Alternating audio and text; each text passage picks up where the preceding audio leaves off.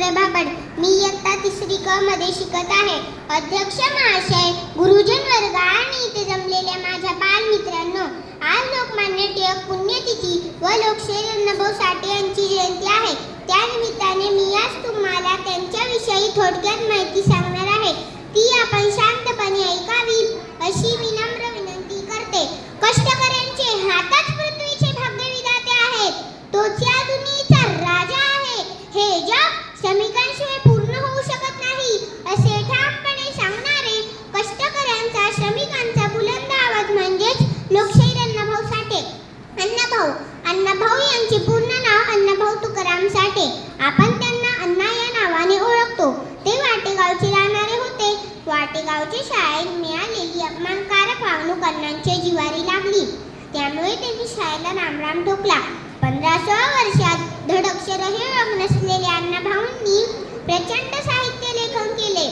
हे महाराष्ट्राला एक साहित्यिक म्हणून परिचित असले तरी त्यांनी कथा, कादंबरी यासारखी साहित्यही तितक्याच ताकदीने हाताळले.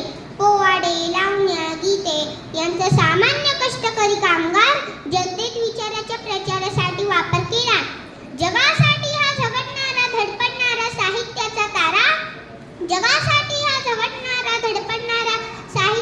तारा, आग भडकावी विस्तवांची, लेखणी घेऊन वास्तवांची, आठवण ठेवू त्यांच्या कार्याची.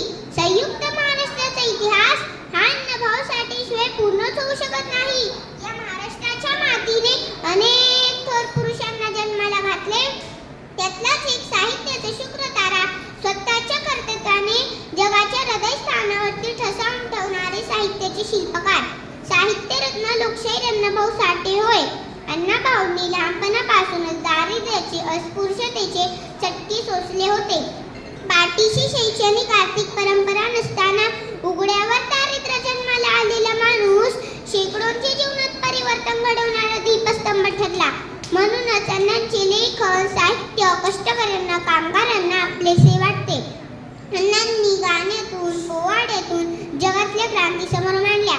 त्यांचा पहाडी आवाज तो त्यांना हलवणारा, डोलवणारा, रडवणारा होता.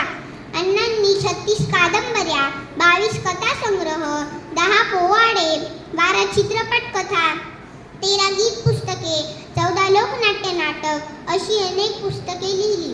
त्यांची माझी मैना गावाकडे राहिली, माझ्या जीवाची होती काहिली, माझ्या जीवाची होती काहिली ही लावणी अतिशय लोकप्रिय ठरली. त्यांच्या कादंबरीतून त्याग करणाऱ्या तरुणांची, हुतात्मे पत्करणाऱ्या वीरांची, वेश्या व्यवसायाकडे ओढल्या गेलेल्या मुलींची व्यथा मांडल्या.